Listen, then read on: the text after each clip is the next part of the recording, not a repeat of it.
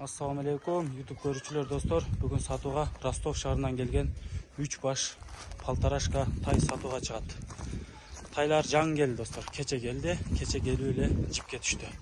Жипке бир аз көнелек.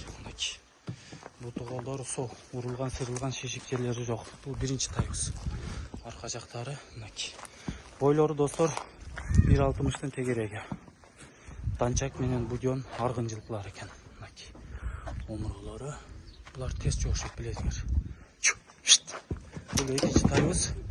Бул дагы данчак менен будьон аргын жылкысы. Бунун да путу колдору таза экен. Шишиген, урулган, сырылган, буга суа деген тема жок экен буларда. Мынакей. Көргүлө. Арка жактарынан көрсөтөбүз. Ушул жылкынын турушу, формалары жакшы экен. Путу колу жеңил, буттарында чачыктары жок. Таза жылкылар экен. Мынакей. Бул үчүнчүбүз. Алапар жылкы мынакей. Жанар суага экен, мойын узундуктары келишкен экен. Мынакей. Бунда омуролору, буту колдору таза. Урулган, сыйрылган шишик жерлери жок. Мынакей. Тайлар достор Аксыда, Аксы районунда.